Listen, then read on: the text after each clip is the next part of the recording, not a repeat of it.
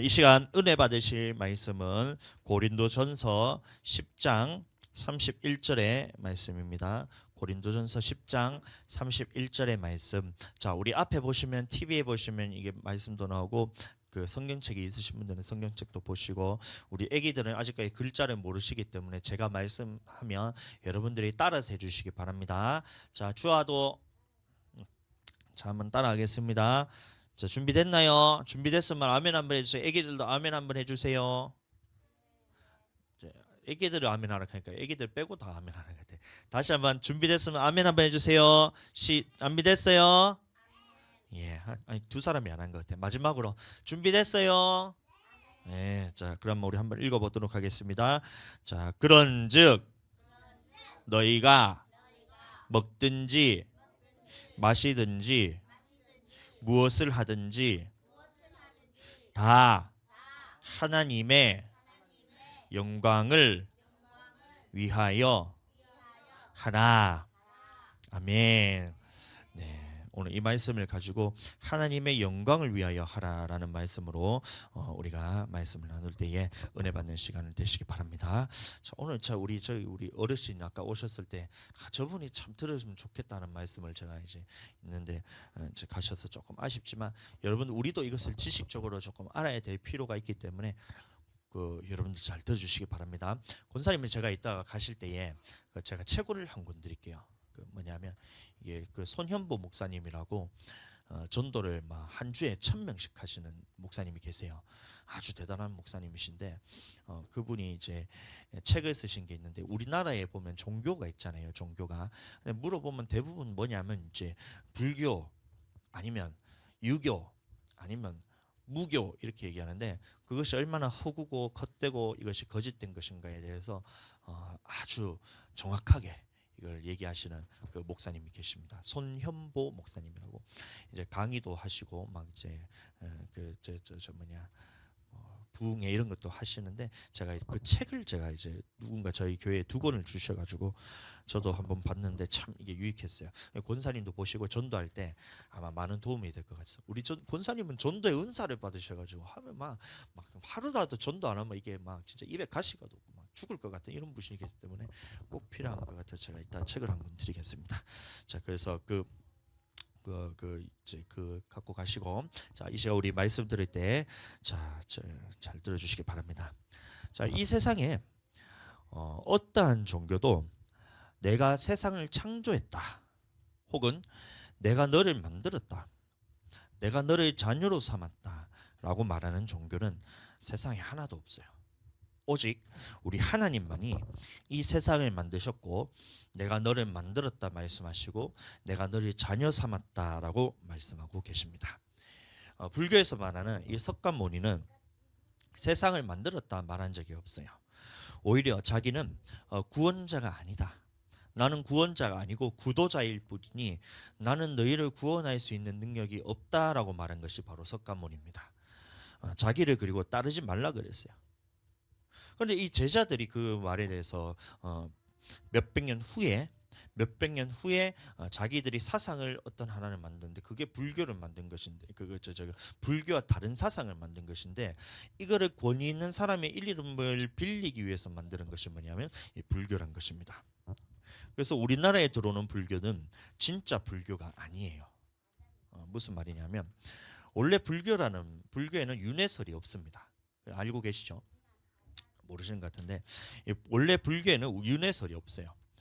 불교라는 것이 생겨나게 된 배경이 왜 그러냐면 이 석가모니라는 사람이 힌두교에 있는 카스트 제도를 보니 이 카스트 제도가 너무 허무맹랑한 거예요. 이거의 제도에 반대를 해서 만든 것인데 카스트 제도에 대해서 제가 간단하게 설명을 드리면 우리가 살았는 이 삶을 통해서 내가 어떻게 살았느냐 의롭게 살고 선한 일을 많이 하고 착하게 살면 다음 생애에 높은 계급으로 부활하고 내가 이 땅에서 살다가 조금 못 살고 사람들을 괴롭히고 악하게 살고 하면 낮은 계급으로 살게 되고 그것도 안 되면 너무 악하게 살면 다음 생애에 짐승으로 태어나거나 미물로 태어나고 아니면 불가촉 천민으로 태어난다는 거예요.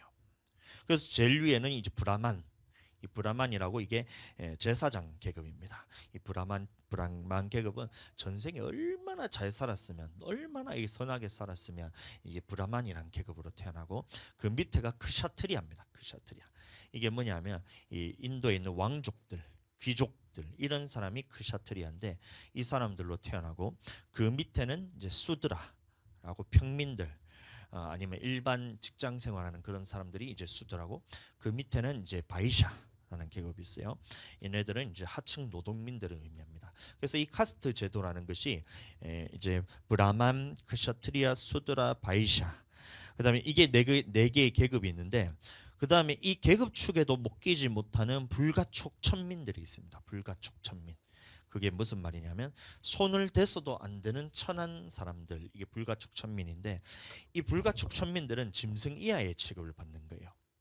그래서 여자들이 이 불가촉 천민에 해당되는 여자들은 사람들이 그냥 대낮에 강간을 하고 이것을 때려 죽여도 아무도 그것을 신경을 쓰지 않아요. 짐승보다 못한 사람이기 때문에 이것을 그 마땅하게 여기고, 전생에 저 사람은 얼마나 악한 일을 했기 때문에 저렇게 태어나서 이렇게 고통을 받는 것이 마땅하다고 생각하고 돌로 쳐서 죽이고 이렇게 하는 사람들이 바로 불가촉 천민입니다. 그리고 인도에서 태어나지도 않고 이 카스트 계급에 속하지 않은 우리 외국인들은 다 뭐냐면 불가촉 천민이에요. 우리는 여러분들 죽었다 깨어나도 우리 카스트 제도 안에도 들어가지 못하는 불가촉 천민입니다. 그럼 여러분들은 무슨 악한 일을 저질러서 이렇게 불가촉 천민으로 태어나셨는지, 참 여러분들 그럼 우리 회개를 많이 해야 된다고. 이게 이제 그 카스트 제도인데, 이 카스트 제도를 유지하기 위해서 만들어낸 사상이 뭐냐면 바로 윤회설이란 거예요. 윤회설. 그래서 석가모니가 딱 보니 이 윤회설이라는 것이 정말 허무맹랑한 것이다. 이 카스트라는 것을 이거 유지하기 위해서 사람들을 부려먹기 위해서 만든 것이 카스트다, 이래 생각을 해서 윤회설에 반대해서 만든 것이 바로 불교입니다. 불교가 왜 탄생한지 이제 여러분들 다 들으셨어요. 그러다 보니 이 인도에서는 불교가 인기를 끌지 못해요. 이 석가모니가 처음 만들었던 불교가 이것을 원시 불교라고 말하기도 하고, 이것이 근본 불교라고 말하기도 하고, 그다음에 후대에 만든 사람들이 이름이 붙이기를 소승 불교라고 말하기도 하는 이게 불교인데, 이게 인기를 끌지 못해서 그래서 석가모니가 인도에서 있지 못하고 쫓겨나서 저기 네팔이 어디냐면 저기 에베레스트 산 있는 그쪽이 네팔이잖아요. 그쪽으로 쫓겨나서 사람들이 조금 소수의 민족들만 데리고 만들었던 것이 원래 불교예요. 그것을 보고 원시 불교 혹은 소승 불교인데, 얘네가 진짜입니다. 불교의 중에서는. 그러면 믿더라도 이거를 믿어야 돼요. 불교를 믿으려면 윤회는 없고 자기는 구원자가 아니라라고 스스로도 석가모니가 그렇게 말했으니, 적어도 불교를 믿으려면 얘들을 따라가야 되는데, 우리나라에 들어왔는 불교는 어떤 불교냐면, 이 석가모니가 죽고 난 후에 한 100년쯤 지나서 이 석가모니 제자들 중에서 어떤 사람이 나타나냐면, 이 윤회설에 대해서 반대하니까 이 불교가 성장하지를 못하는 거예요.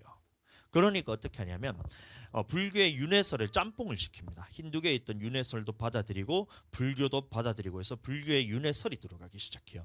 그래서 이것이 사람들에게 퍼지기 시작하면서 많은 사람들을 이끄는 마차다, 이래서 그것을 대승불교라고 말합니다. 큰 탈 것 해서 대승불교예요. 소승불교는 뭐예요? 적은 탈 것, 몇 명밖에 구원 못하는 탈 것이고, 대승불교는 많은 사람들이 태운다면서 그 석가모니가 반대했던 윤회설도 집어넣고 온갖 그 힌두교에 있던 사상들을 다 집어넣어서 만든 것이 뭐냐면 이 대승불교예요. 그런데 자기가 만들으니까, 자기 이름을 걸고 하니까 이게 또 인기가 없잖아요. 그래서 어떻게 했냐면 이 불교라는 것을 창시했던 석가모니라는 사람의 이름을 이제 따면 이것이 이름도 있고 성자다 보니 성자라고 추앙받는 그 사람의 그 권세도 있고 이러니까, 불교를 창시를 누가 했다고 말하자니까 석가모니가 불교를 창시했다 말하고, 석가모니가 마침내 이 부처가 되어 가지고 이 석가모니를 따르면 이 사람들에게도 윤회를 끝내서 마침내는 열반에 들어가는 이 상상들을 전파하기 시작합니다. 이게 대승불교라는 거예요. 굉장히 헷갈리죠. 다시 말하면 무슨 말이냐면, 이 불교라는 것이 우리나라에 들어온 불교는 진짜가 아니란 거예요. 이 불교에서도 윤회를 가르치기 시작하면서 이 기존에 있던 불교는 너무 현세와 거리감이 있으니까 이게 이제 이제 윤회를 다시 집어넣으면서 이 땅에서 어떻게 내세를 잘 살아야 되는지에 대한 가르침을 이제 주기 시작하면서 대승불교가 이제 퍼지기 시작하는 거예요. 그래서 중국으로 가기도 하고 이게 우리나라로 들어오기도 하고 일본으로 들어가기도 합니다. 그래서 우리나라에도 들어온 것은 대승불교입니다. 우리나라에 가르치는 불교는 근본적으로 가짜예요.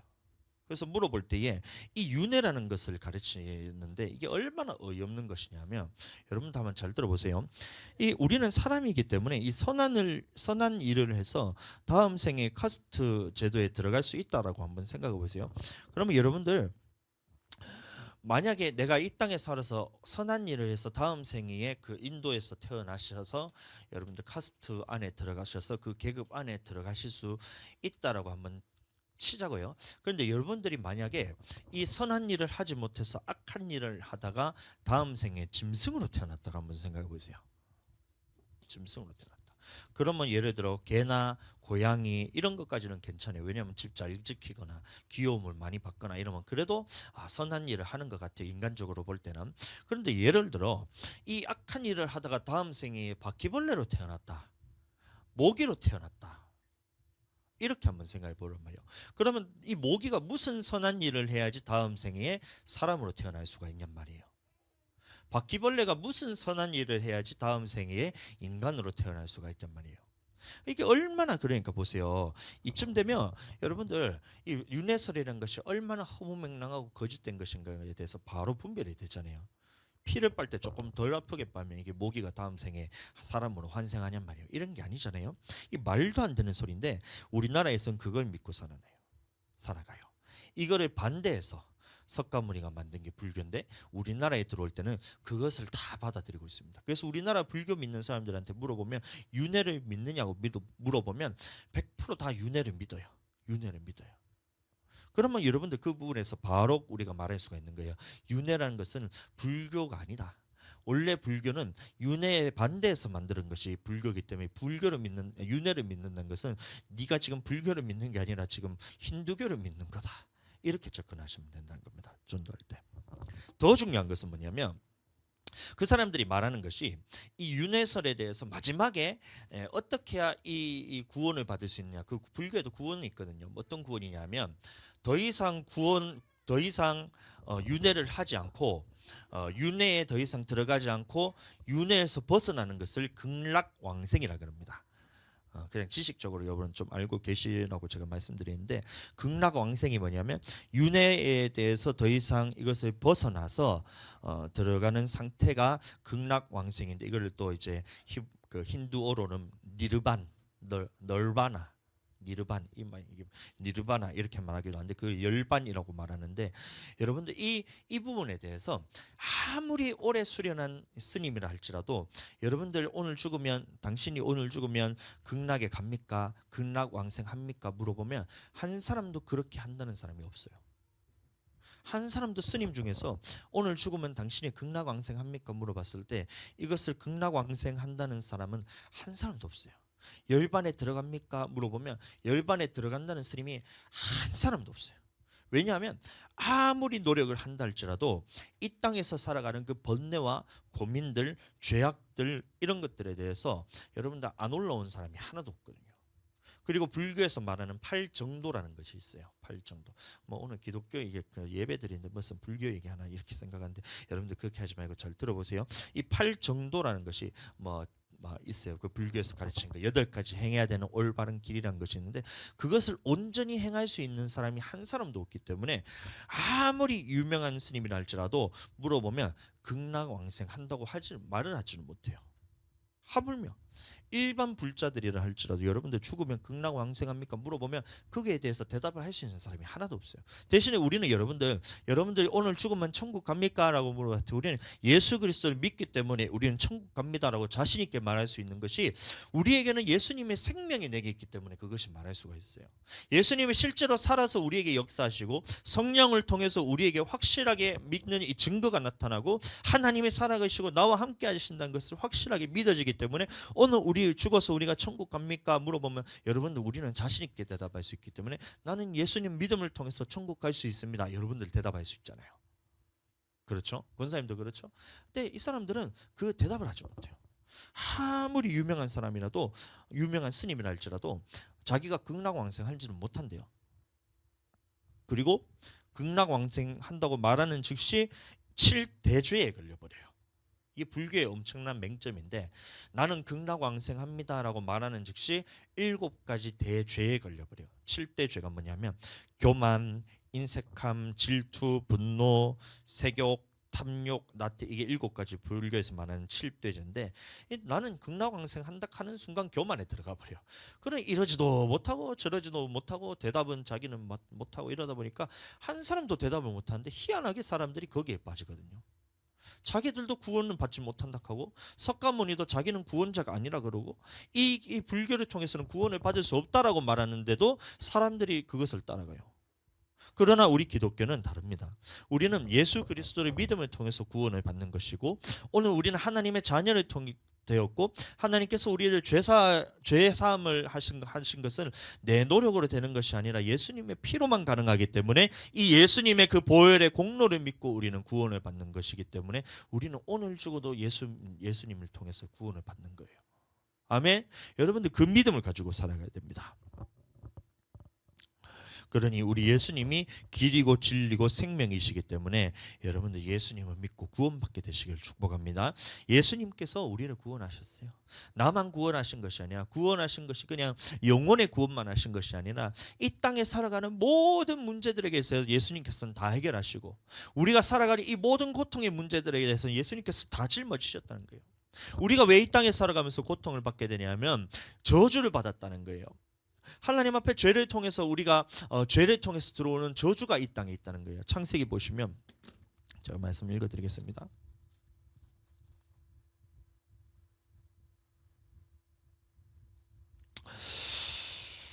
3장 17절 아담에게 이르시되 네가 네 아내의 말을 듣고 내가 네게 먹지 말라 한 나무의 열매를 먹었은즉 땅은 너로 말미암아 저주를 받고 너는 평생에 수고하여야 그 소산을 먹으리라. 땅이 내게 가시덤불과 엉겅퀴를 낼 것이라. 내가 먹은 것은 밭의 채소인즉 네가 흙으로 돌아갈 때까지 얼굴에 땀을 흘려야 먹을 것을 먹으리니 네가 그것에서 취함을 입었음이라. 너는 흙이니 흙으로 돌아갈 것이라 하시니라. 이런 말하고 있어요. 그러니 죄를 통해서, 죄를 지음을 통해서 이 모든 인류에 대해서 저주가 들어와 버린 거예요. 그럼 저주라 말하는 것은 우리가 살아가는 모든 부분에 있어서 내가 노력하는 대로 그것을 다 내가 거두지 못하면 이것은 저주가 있기 때문에 그런 거예요. 내가 돈을 벌 때 내가 원하는 만큼 벌지는 못해요. 사람들이 돈을 벌잖아요. 여러분들도 직장 생활을 하시고 여러분들도 살아가는 데 있어서 돈을 벌면서 살아가시잖아요. 근데 왜 그것을 내가 노력한 만큼 벌어야 되는데 노력한 만큼 내가 그것을 다 얻지 못하냐? 그것은 하나님 앞에 저주받았기 때문에 그렇다는 거예요. 그런데 이 저주를 끊어내기 위해서는 우리가 어떻게 해야 되냐? 예수 그리스도께서 십자가에 달리실 때 나의 모든 죄와 저주를 하나님 앞에서 다 속해서 예수님의 십자가에 다 박아서 이것을 없애버렸기 때문에, 예수님이 그 십자가에 달리심을 통해서 나무에 달린 자마다 저주받은 자라고 했는데 예수님이 그 모든 저주를 담당하시고 죽으셨기 때문에 우리는 그 저주를 이겨내고 우리가 이 땅에 살아가는 동안 주님께서 주신 그 축복을 다 받아 누릴 수가 있는 거예요. 심은 대로 거두리라. 심은 대로 거두리라는 이 말씀이 얼마나 하나님 앞에서 우리가 감사한 것인지 몰라요. 갈라디아서 말씀 보겠습니다. 준비했는 말씀과 지금 다르게 가고 있어서 너무 당황스럽은데, 갈라디아 말씀 제가 6장 한번 읽어드리겠습니다. 그래서 지금 PPT는 안 떠오르고 있어요.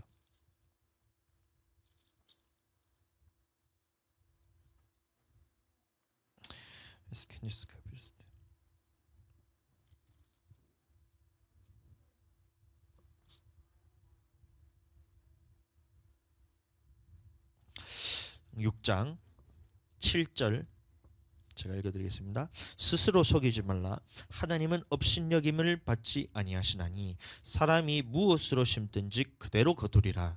자기의 육체를 위하여 심는 자는 육체로부터 썩어질 것을 거두고 성령을 위하여 심는 자는 성령으로부터 영생을 거두리라. 그러니 하나님께서 심은 대로 거두리라는 이 말씀을 여러분들 우리가 하나님 앞에서 얼마나 감사하게 여겨야 되는지 몰라요.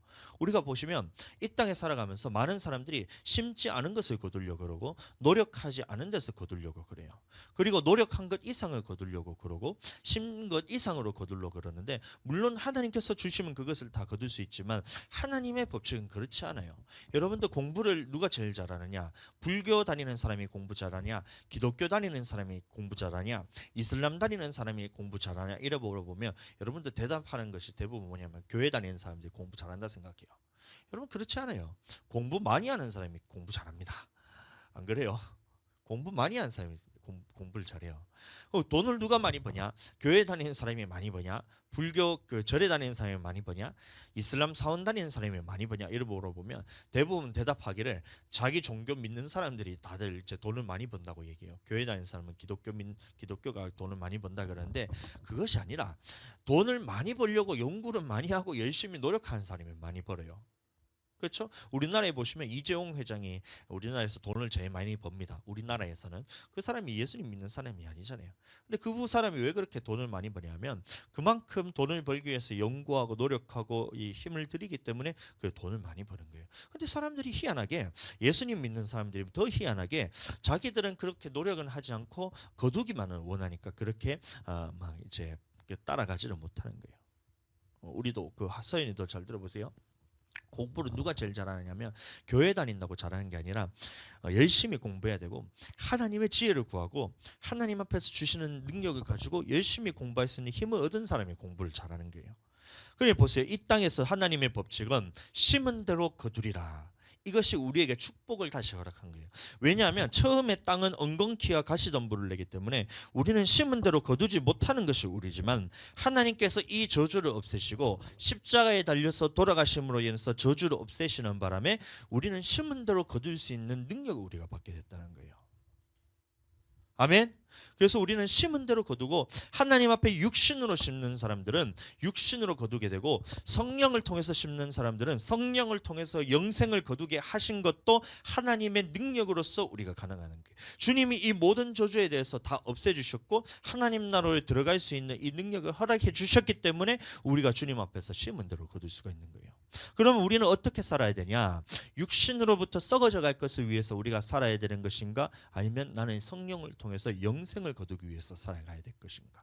하나님의 말씀대로 해야 된다는 거예요.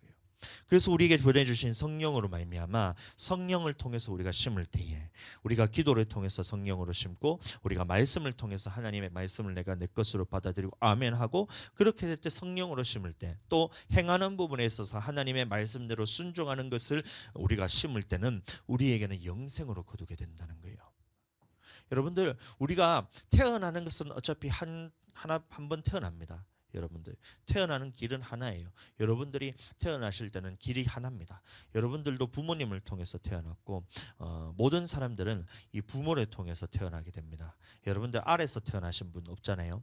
또 성령께서 어느 날 흙으로 만들어 가지고 아담처럼 빚어 가지고 이렇게 태어나신 분이 한 사람도 없잖아요. 그 말이 무슨 말이냐면 모든 사람들은 들어오는 길은 하나라는 거예요. 이 인생이란 것을 들어오기 위해서는 하나님이 길을 하나로 열어주셨어요. 이 부모를 통해서 부모가 생육하여 번성하신 바람에 이것을 여러분들이 이 땅에 태어나게 하셔서 이 땅을 살아가고 있어요. 근데 이 땅에 열심히 살아갑니다. 우리가 어떤 사람은 자기를 믿기도 하고, 어떤 사람은 불교, 유교를 믿기도 하고, 어떤 사람은 크리스천이라서 예수님을 믿으면서 살아가는데, 모든 사람들이 이 인생이라는 것을 하나밖에 주어지지 않는데 이것을 통해서 우리가 살아가는데, 들어오는 길은 하나지만 성경이 말하기를 나가는 길은 두 개예요. 어떤 사람은 이 성령을 통해서 영생을 거두는 사람이 있고 영생으로 나가는 분이 있고, 또 한 사람은 육신을 통해서 살아가다가 육신으로서 멸망으로 나가는 분이 있다는 거예요. 그러면 우리는 어떠한 길을 걸어가야 되냐? 오직 예수님께서 길이고 진리고 생명이기 때문에 예수님을 따라가서 살아갈 때는 우리에게는 영생이 있다는 것입니다. 우리는 예수님의 길을 따라가면 우리 길의 끝에는 아버지께서 나를 맞이하시고, 우리가 이 진리를 따라 살아갈 때는 하나님께서 나를 맞이하시고 나를 영원한 천국으로 인도하시는 이 길을 따라가기 때문에 우리가 복된 거예요. 이것을 여러분들 믿음으로 받아들이고 이 길을 걸어간다는 것이 얼마나 하나님 앞에서 축복된 일인지 몰라요. 우리가 살아가면서 심은 대로 거둘 수 있는, 예수 그리스도를 믿는 것으로 심고 성령을 통해서 심고 하나님을 통해서 심고 말씀을 통해서 심어서 우리는 거두는 것이 영생이다, 이 말인 것입니다. 할렐루야. 그래서 우리는 이 영생의 길을 따라가야 돼요. 흔들리면 안 돼요. 잘 가다가 우리가 지금은 예수님의 길을 따라가다가 어느 순간 내가 미혹돼서 육신의 길로 다시 어긋나서 가게 된다면 우리는 세상 사람들과 다를 바 없이 예수님을 믿지 않은 사람들이 길을 가는 것과 똑같이 여러분들 이쪽으로 가게 돼요. 그럼 이 사람들의 길은 무엇이냐? 예수님을 믿지 못하고 이 땅에서 하나님의 말씀대로 살지 못하고 성령이 아닌 육신을 따라 살다가 결국에는 이 사람들도 거두게 되는데, 무엇으로 거두게 되냐면 열심히 살고 정말 노력을 하면서 살고 자기 목숨을 다해서 살잖아요. 여러분들, 우리가 살아가는 것이 대충 안 살잖아요. 숨쉬는 하나하나가 여러분들의 생명을 소비하면서 산다는 것입니다. 그럼 이 모든 것을 다 투자해서 여러분들이 얻는 것이 무엇이냐면 결국에는 썩어져 갈 것을 하나도 거두지 못하고 썩어져 갈 것들만 딱 거두게 해서 마침내는 여러분들 멸망의 길로 가는 거예요. 그럼 우리에게 주어지는 이 길에서 나는 지금 무엇을 선택할 것인가? 여러분들 하나님의 것을 선택하게 되시기를 축복합니다. 아멘. 저도 예수님 믿기 전에는 이 성경이 가짜고 허무맹랑한 소리인 줄 알았어요. 얼마나 이게 뻥이 심한지, 태초에 하나님이 천지를 창조하셨다는 거예요. 저는 20살 12월에 제가 예수님을 믿었습니다. 근데 그 전에 고등학교 다니고 중학교 다닐 때 이 성경에 대해서 제가 이제 그래도 알긴 알았어요. 왜냐면 저희 할아버지는 목사님이셨거든요. 희한하게 할아버지는 목사님, 저희 부모님은 교회 박해자들, 저는 목사, 이렇게 된 거예요. 참 이제 희한하게 됐죠. 근데 집에 성경책이 있으니까 제가 뭔 얘기인지를 어렸을 때 보면 성경 만화 같은 것도 있었어요. 근데 보면 태초에 하나님은 천지를 창조했다는데 이게 너무 허무맹랑한 거예요. 저는 지구과학 이제 수능 만점자입니다. 지구과학 수능 전 제가 만점 받았어요. 만점. 그럼 뭐냐면 지구과학 하면 그냥 바싹해요. 임마 성캄브리아부터 해서 고생대 중생대에서 그게 쫙 해서 그냥 하면 눈에 벅하게 보이는 거 이제 그런 사람입니다. 그래서 만점 받은 사람인데 이렇게만 막 알아오다가 이 교회라는 것을 가보니까 하나님의 천지를 창조했다는 거예요. 야, 이게 얼마나 허무맹랑한 소린지. 진짜 그게 나는 성경이 신하고 가짜고 허무맹랑한 소리인 줄 알았는데 지금 성경을 보잖아요. 근데 이게 얼마나 믿어지는지 몰라요. 안 이루어지는 것이 하나도 없어요. 하나님의 말씀이라는 것이 여러분들 점쟁이가 10개 중에 5개만 맞춰도 와 용하다면서 가서 돈을 갖다 바칩니다. 10개 중에 5개가 뭐고 10개 중에 2-3개만 맞춰도 사람들이 용하다 그러면서 가서 점쟁이한테 갖다 바쳐요. 다. 가산을 탕진해서. 근데 하나님이 말씀하신 것은 하나도 이루어지지 않고 모든 것이 싹 다 이루어졌어요. 싹 다 이루어졌어요. 어느 순간 이게 내가 알아지는 거예요. 언제 알아지느냐? 내 안에 성령님이 오시니까. 교회를 처음에 갔는데 허무맹랑한 소리인 거예요. 예수님이 나의 죄를 구원하셨다고? 예수님이 내 죄를 구원하셨다고? 내가 뭐가 죄인이야? 이래 되는 거예요. 근데 예수님이 나의 죄를 위해서 죽어 주셨다고? 무슨 그런 허무맹랑한 소리가 있고 이랬는데 성령께서 나를 딱 사로잡아 보니까 이 성경 말씀들이 그냥 다 믿어지기 시작하는 거예요. 하나도 빠짐없이 다 믿어지기 시작하는데 중요한 것은 내가 믿고 안 믿고를 떠나서 하나님의 말씀들이 역사 가운데서 다 이것이 다 이루어지는 것이 그냥 이게 사실적으로 다 이루어졌더라고요. 근데 믿음과 상관없이 이게 사실이냐 아니냐를 여러분도 알아야 되는데 하나님의 말씀은 다 이루어졌어요. 그래서 다니엘서 보시면 여러분들 그 느부갓네살 왕이 꿈을 하나 꾸잖아요. 그 꿈을 하나 꾸는데 무슨 꿈이냐면 그 신상이 하나 있는데 머리는 금이고 이 가슴과 두 팔은 은이고 배와 넓적 다리는 노시고 다리는 철이고 또 발과 발가락은 철과 진흙이 섞여 있는데 하늘로서 돌이 내려와서 그 신상은 부숴버렸다 이러잖아요. 근데 그게 무슨 말이냐면 이 머리는 뭐냐면 바벨론 왕을 의미하잖아요. 그래서 느부갓네살 왕이 당시 이제 금과 같은 머리와 같은 나라다. 그래서 이것이 바벨론 왕이 아주 세상에서 가장 사람들이 누구든지 지도자가 가장 되고 싶어하는 그 왕이 누구냐면 바벨론 왕이에요. 오늘날도 바벨론 왕만큼 큰 영화를 누렸던 왕이 없다고 말하거든요. 그만큼 큰 부귀영화를 누렸던 곳이 이 바벨론 왕인데 그 왕이 바로 세운 나라가 바벨론입니다. 그 다음에 이제 어떤 나라가 태어날 것인데 이게 어디냐면 헬라 제국, 메데 바사 제국, 페르시아 제국. 그래서 두 응과 같은 당신보다 조금 못하지만 이 응과 같은 나라가 세워질 것입니다. 그 메데바사가 이제 나타나고 그 다음에는 이 배와 넓적다리는 헬라 제국이 나타나고 그 다음에는 쇠와 같은 아주 강한 나라가 나오는데 이게 이 나라가 온 나라를 다스릴 거라면서 이게 놋과 같은 나라, 철과 같은 나라가 뭐냐면 바로 로마 제국을 의미하고 그 다음에 로마 제국 이후에는 로마와 같은 그런 강력한 나라도 있고 진흙과 같이 부서지는 나라가 다 같이 짬뽕돼서 살 거라면서 지금 살아나가고 있는 이 모든 나라들이 태어날 것에 대한 이 예언을 다 해버리잖아요. 그리고 하늘로부터 뜨인 돌이 내려와서 이 우상을 그냥 쳐 부숴버리면서 그 부숴뜨리면서 이제 없어지는 이 꿈을 꿨을 때에 그럼 하늘로서 내린 뜨인 돌은 무슨 말이냐면 예수님이 오심으로 해서 이루어질 하나님의 나라에 대해서 이 모든 예언들이 싹 이루어지는 거 보니까 내가 이것을 믿고 안 믿고가 중요한 것이 아니라 사실로 이루어졌냐 안 이루어졌는가를 봐도 사실로 다 이루어졌어요. 또 계시록의 말씀을 보시면 이 말세에 일어날 징조들에 대해서 일곱 인, 일곱 나팔, 일곱 대접을 쏟아내는 이런 모습들에서 쭉 보시면서 말세에 들어가면서 어떤 일들이 일어난 거에서 지금까지 하나도 빠짐없이 다 이게 지금 이루어지고 있어요. 그러니까 이런 모습들을 보니까 야, 이 믿음, 이 하나님의 말씀이란 것은 정말 사실적이고 내게 이것을 분명하게 보여주시기 위해서 모든 것을 다 이루어가는 역사의 주관자가 하나님이시구나. 이것이 우리에게 말씀해 주는데 성령이 내게 임하자 이게 다 알아지는 거예요. 너무나 신기해요. 내게 성령이 없을 때는 하나님의 말씀은 허무맹랑한 거예요. 교회를 다닌다 할지라도 내가 예수님을 믿는다고 고백한다 할지라도 여러분들 성령이 임하지 않으면 하나님의 말씀이 믿어지지 않아요. 오늘날에도 교회 안에는 성령 받은 사람이 있고 성령 받지 못한 사람이 있어요. 그런데 성령 받지 못한 사람들이 하나님의 말씀을 볼 때는 이 말씀이 믿어지지가 않아요. 그래 어떻게 하냐면 자식의 지식 수준으로 이 성경을 재단해가지고 믿기 시작합니다. 그 창세기 말씀 보시면 이 하나님은 6일 동안 창조하셨잖아요. 태초에 하나님 천지를 창조해서 첫째 날에는 하늘 만들고 둘째 날에는 첫째 날에는 빛을 만들고 둘째 날 하늘, 셋째 날 바다 만들고 넷째 날 그다음에 바다에 끼는 하늘에 있는 궁창에 있는 별과 해와 달을 만들고 그다음에 다섯째 날에는 새와 짐승들과 나무들 자라게 하시고 여섯째 날에 모든 짐승들을 다 만드셨잖아요. 그때 우리 사람도 만드셨잖아요. 그 모든 말씀들이 6일 만에 하나님께서 창조하셨다는 것이 성령이 임하면 그게 믿어지는데 이게 믿어지지 않으니까 사람들이 어떻게 하냐면 이것을 그때부터 사람의 지식으로 재단하기 시작합니다. 잘 들어보세요.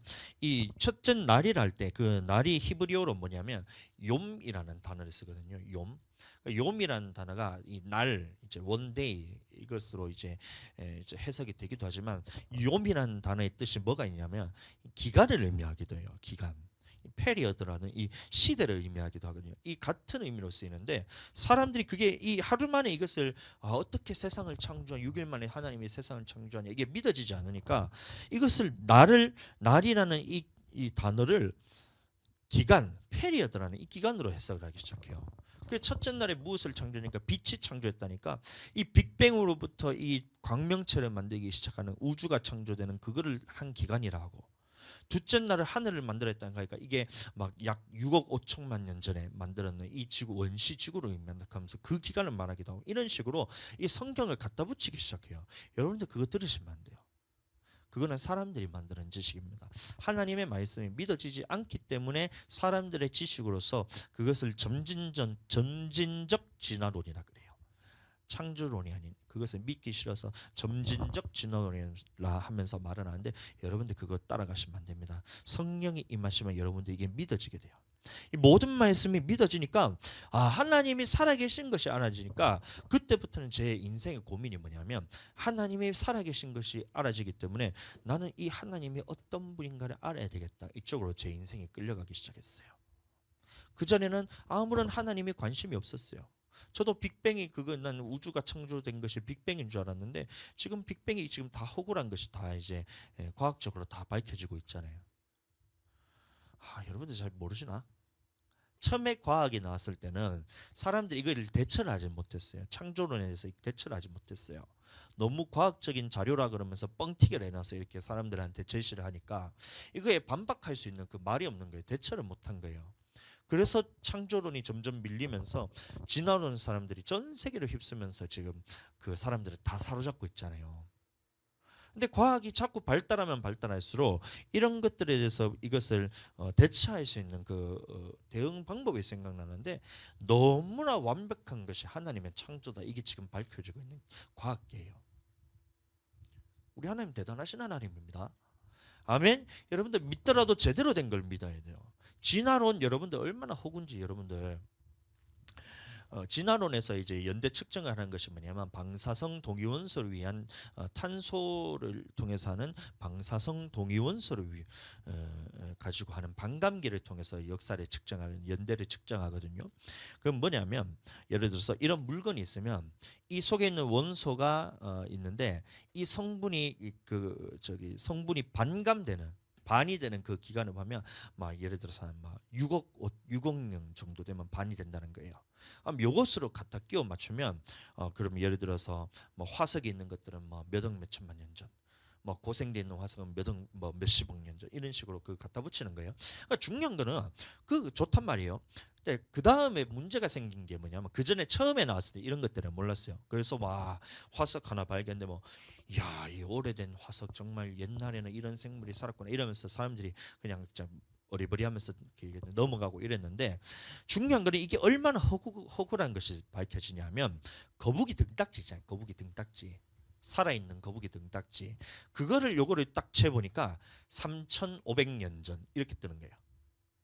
3,500년 전. 그다음에 살아있는 나무를, 방사성 동위원소를 딱 측정해 보니까 몇 년이 나오냐면 13,000년 전 이렇게 나오는 거예요. 그러면 그게 맞다는 말이에요, 틀리단 말이에요? 기본 측정하는 단위부터 잘못됐다는 거예요. 이런 것들이 서서히 밝혀지기 시작하니까 이 진화론이 점점 힘을 잃으면서 이게 논리적인 모순이 너무나 많이 드러나요. 화석 발견되면 여러분들, 공룡 화석이 발견되면 이게 중생됩니다. 무조건 중생됩니다. 공룡이 살았던 건 중생되기 때문에. 근데 사람은 언제 살았냐면 6,500만 년쯤 전에 이제 포유류가 생겨나면서 이 사람이 태어났다고요. 그럼 둘은 이제 엄청난 이 역사적인 그 갭이 있기 때문에 절대 같이 있을 수가 없어요. 근데 화석이 발견된 걸 보면 사람 화석하고 공룡 화석하고 같이 발견되는 거예요. 이런 것들이 발견되는 거예요. 예전에는 몰랐지만 과학이 발달하고 고고학이 발달되면서 이런 것들이 발견되기 시작하니까 진화론이 이게 가짜라는 것이 다 밝혀지고 있는 거예요. 우리는 믿더라도 하나님의 말씀을 믿어야 되는데, 성령이 내게 임하지 않으면 이 말씀들이 믿어지지 않아요. 그러나 내게 성령께서 역사하시고, 성령께서 내게 지혜 주시고 믿음 주시고 하나님의 이것을 살아계신 것이 경험되면 하나님의 말씀이 맞다는 쪽으로 내게 이끌어진다는 거예요. 우리에게 쓰는 성령, 얼마나 감사한지 몰라요. 여러분들도 성령 안에서 여러분들 믿음 생활하게 되게 축복합니다. 그래서 이걸 알아지니까 이것들이 다 좀 분별이 되면서 성경에 있는 모든 말씀들이 다 이루어진 것들을 보고 있는 거예요. 그 하나님 실제로 살아 역사하셔서 하나님의 말씀을 보시니까, 하나님의 말씀 보니까 그 하나님이, 살아계신 하나님이 저 멀리 하늘 넘어서 우리가 정말 알 수도 없는 저 어떤 먼 공간에서 계시면서 우리를 그냥 지켜보지도 않고 동떨어진 공간에 계신 하나님이 아니시라는 거예요. 그 하나님이 그 하늘에 있는 모든 보좌와 영광을 다 버리고 이 땅에 오셔서 태어나셔서 우리와 함께 하시는 분이 바로 하나님이시고, 2000년 전에 예수 그리스도께서 우리에게 오셔서 성육신하셔서 모든 죄를 담당하시고 우리와 함께 하시기 위해서 이 땅에 임마누엘 하신 분이 하나님이라는 것이, 우리는 그것이 알아지는 거예요. 그게 너무나 감사한 거예요. 그뿐만이 아니라 예수님이 그것을 승천하시면서, 너희가 지금, 내가 떠나가면 너희가 지금 예수님에 대해서 함께하지 못하니까 너희가 어떻게 하나님을 경험하겠냐? 내가 떠나가면 너희가 어떻게 하나님을 다시 살아계신 걸 네가 어떻게 알겠냐? 그래서 내가 아버지께로부터 성령을 받아서 너희에게 보내주겠다. 성령이 너희에게 임하시면 너희가 권능을 받고 예루살렘과 온 유대와 사마리아 땅 끝까지 이르러 내 증인이라 되리라 하시는 이 말씀처럼, 성령이 내게 오시니까 이 모든 예수님에 대한 증거들이 믿어지기 시작하면서 하나님의 증인이 된단 말이에요. 예수 그리스도의 증인이 되더라, 이 말인 겁니다. 아멘. 그래서 우리는 이 성령을 통해서 이 모든 말씀이 믿어져야 돼요. 하나님이 살아계신 것도 성령을 통해서 알아지는 거예요. 하나님의 사랑이 너희 마음에 부은 바 됨이니. 로마서 5장 5절 말씀 제가 읽어드립니다.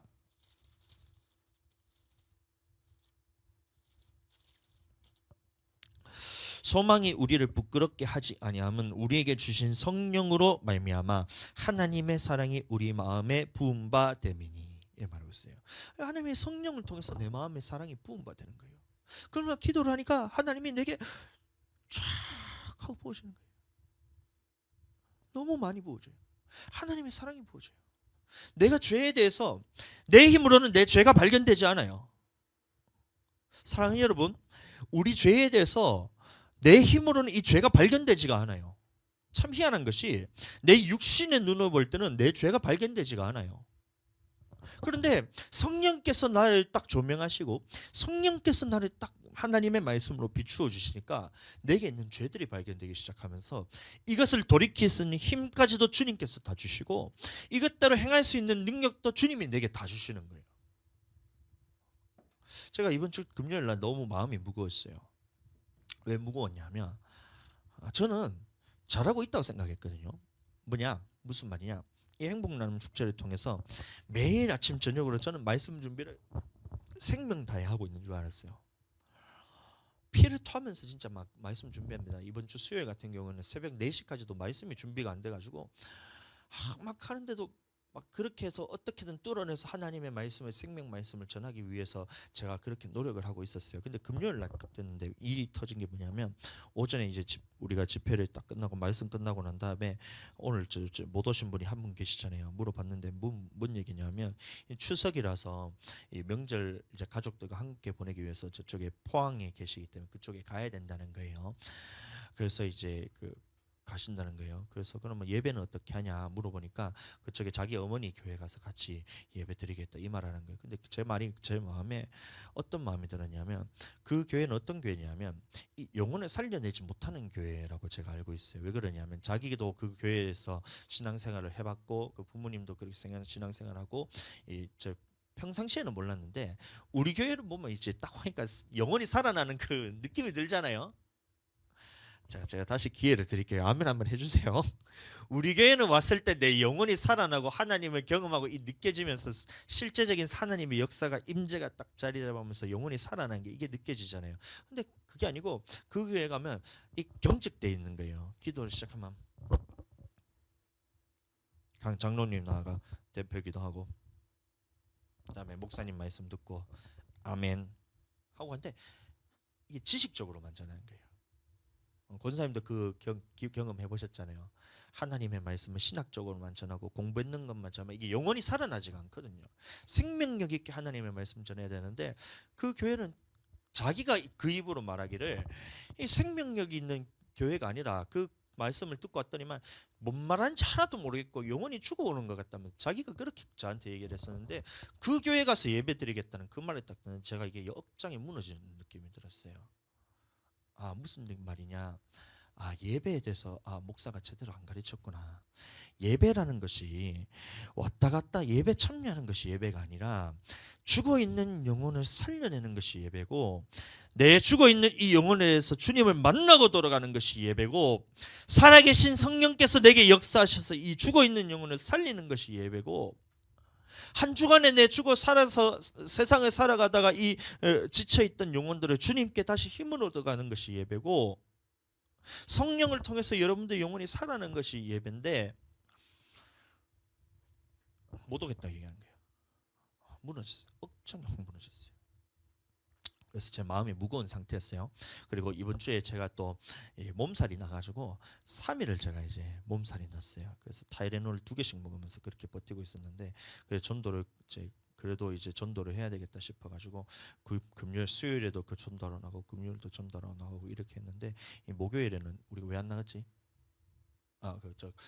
소위 코스트코 뭐 사러 갈 거 있어서 저녁밖에 오후에 시간이 된다 해서 오후에 저희 같이 장 보러 가야 돼가지고 전도를 못 나갔는데 그래서 이제 그 전도도 하고 이렇게 했는데 제가 몸살이 나가지고 이제 지금도 이제 조금 몸이 좋지 않아요. 그래서 몸살이 나가서 이러고 있는 상태에서 몸이 안 좋으니까 이게 이제 정신적으로도 너무 이제 피곤하고 해서 이게 이겨낼 힘이 잘 없는 거예요.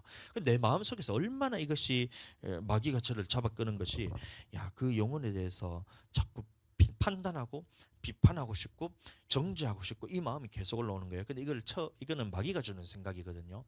잘못되고 이 영혼에 대해서 지적하고 판단하는 것은 이건 100% 마귀가 주는 것이기 때문에 이거에 대해서 끊어내기 위해서 제가 그 아픈 몸을 이끌고 여기 앉아가 강대상에 기도하고 있었어요. 중요한 거는 저녁에 예배 시간에 딱 이제 집회 제가 말씀을 전하고 있는데 일이 터져버렸어요. 어떤 일이 터졌냐면 예배 도중에 사모님이 제 중간에 나가버렸어요. 뭔 일을 뭐 하러 나간지 모르겠는데 나가버렸어요. 근데 그것까지는 그래도 나는 사모님이 저 바깥에서 TV로 말씀 듣고 있네 이 생각하면서 있었는데 갑자기 띠리링 하면서 띠디딩 뭔 소리냐면 컴퓨터 꺼진 소리가 나요. 컴퓨터 꺼진 소리가 나요. 하늘이 갑자기 컴퓨터 전원이 반짝반짝거리니까 신기하다고 딱 눌러보니까 그 말이 뭐냐면 이 방송 있는 거 다 끊겨, 녹화 있는 거 다 끊겨 이래 되는 거예요. 그때부터 제 마음에 얼마나 저를 마귀가 장악하려고 들어온 것이 이게 제가 버티지를 못하는 거예요. 그래서 보이기 시작하는 거예요. 뭐가 보이냐? 육신적인 죄가 보이고 이 사람들의 잘못이 보이고 정죄하고 싶은 마음이 올라오고 판단하고 싶은 마음이 나를 완전히 휘감아 버려서 완전히 이게 내가 도저히 못 버티는 거예요. 그래서 예배 시간에 방송도 꺼졌겠다 싶어가지고 그때부터 제가 어떻게 했냐면 원래는 말씀을 이렇게 이제 이 대화를 하면서 영적인 교류가 있어야 되잖아요. 그런 거 없었어요. 그냥 앞에 있는 원고만 그냥 잘 보고 그냥 읽었어요. 막 이렇게 그냥 읽었어요. 쭉 읽고 난 다음에 예배 끝나자마자 그냥 기도도 대충 하나님 감사합니다. 그래도 오늘 주님께서 주셔서 오셨으니 주님 살아나게 하시면 감사합니다. 우리 영혼 잘 살아나게 하시고 감사합니다. 주님 예수님 이름으로 기도드리겠습니다. 축도하고 딱 끝나고 난 다음에 제 마음이 확 무너져 버렸어요. 야, 담임 목사가 이렇게 생명 다해서 말씀을 전하는데 이 말씀을 듣는 사람들이 그 생명을 안 여기네. 예배를 드리는데 여호와의 제사를 멸시하는 사람들은 다 멸망받는다 그랬는데 야, 우리 아들내미들이 여호와의 제사를 다 멸시하고 있네. 이 보이기 시작한 거예요. 잘 보세요. 보이기 시작하는 거예요. 우리 아내가 사모님이 예배를 개똥으로 여기고 있네. 이 생각이 든 거예요. 어떻게 이 주님이 주시는 말씀에 대해서 귀하게 여기지 못하고 중간에 나갈 생각을 하나 하면서 온갖 게 다 보이는 거예요. 그럼 주일 예배 드리는 모습도 보면서 예배에 빠진다고 주일 예배를 빠진다고 이 생각이 들면서 이게 뭐냐면 저를 사로잡고 있는 이 악한 영이란 거예요. 예배를 빠진다고 내가 두 번 다시는 하나님의 말씀을 너희한테 주나 봐 이 생각부터 시작해서 다 때려쳐. 99일 행복 나눔 축제 그거 다 필요 없어. 오늘부터 올스터 말씀 없어.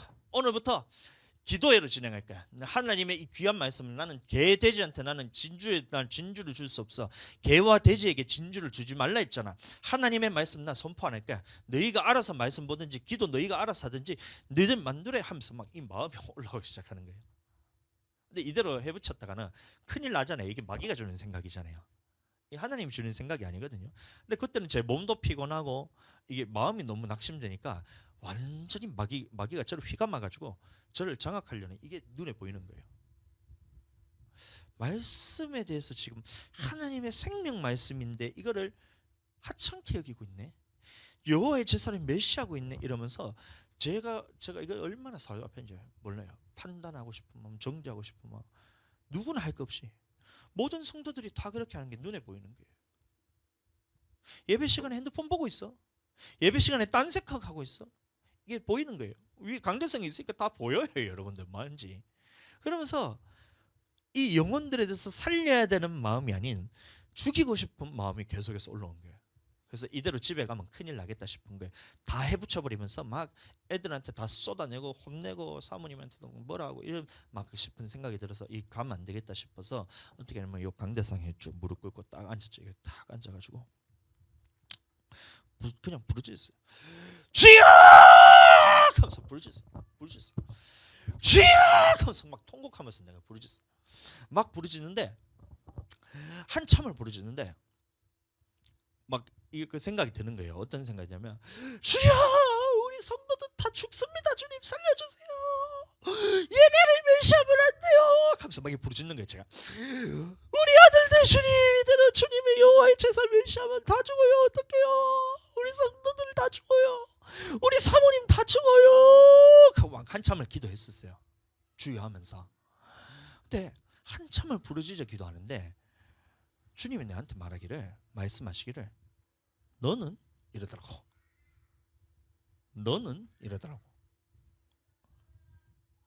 그 말이 뭐예요? 너는 여호와의 제사를 멸시하는 게 네 안에는 없냐?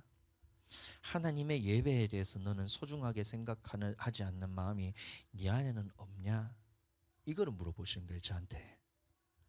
그때부터 기도가 아니라 그냥 울부짖었어요.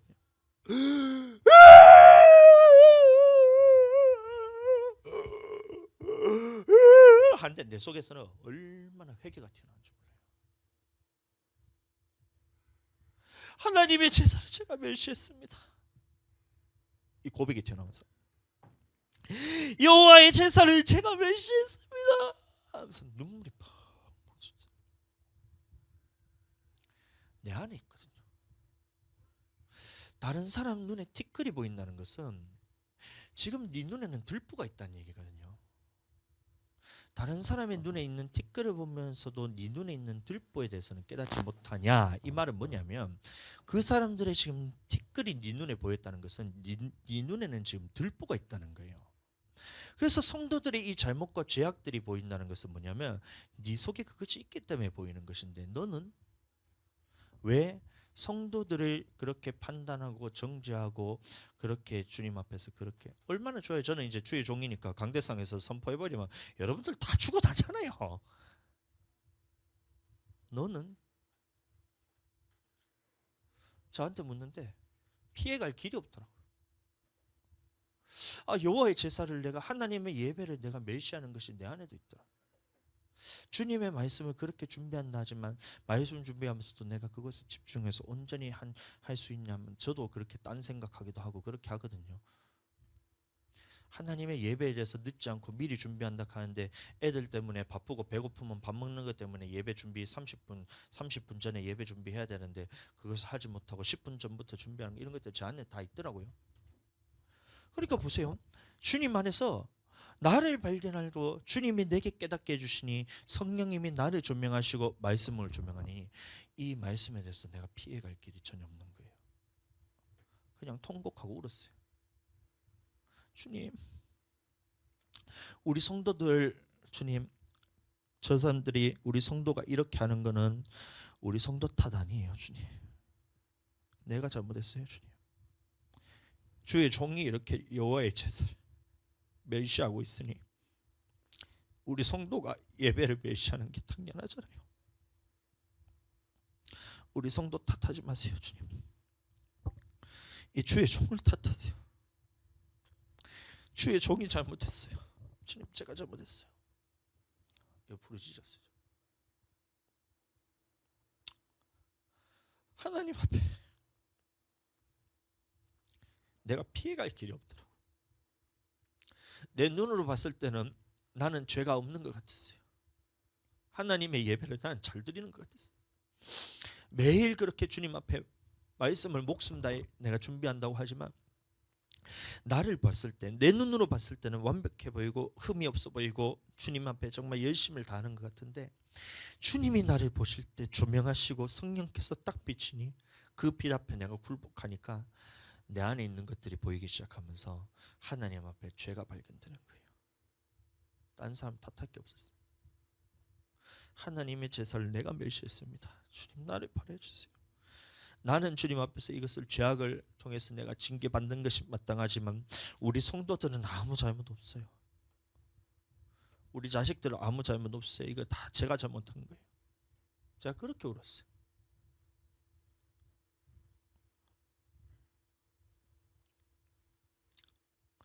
하나님이 조명하시면 주님께서 가르쳐 주셔야지, 깨닫게 해주셔야 내 죄가 발견되는데 여러분들은 왜 그 죄에 대해서 발견되지 못하냔 말이에요.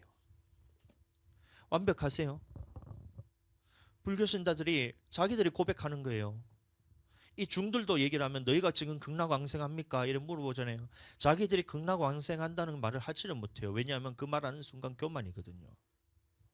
여러분들 지금 천국 가세요. 근데 여러분들은 너무 당당하게 천국 간다고 그렇게 고백을 해요. 하나님께서 지금 죄에 대해서 여러분들에게 조명해서 그것을 고쳐내야지 되는데 성령께서 여러분들을 붙들어 주셔야 돼서 붙들어 주셔야지 이것이 발견되고 회개의 역사가 일어나고 영혼이 살아나는 역사가 일어나는데, 여러분들은 지금 하나님의 예배에 대해서도 지금 여러분들 온전하게 드리고 계시냔 말이에요. 근데 그것이 담임 목사님 눈에도 지금 다 보이는데, 근데 여러분들은 왜 스스로 천국 가냐고 물어보면 내 영혼 천국 가겠지,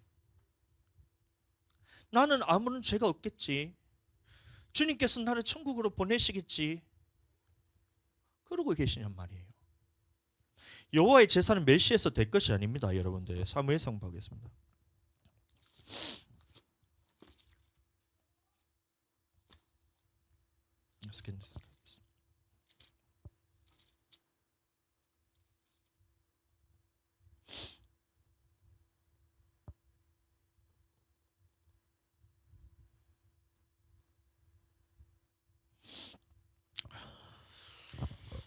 삼장 30절 말씀.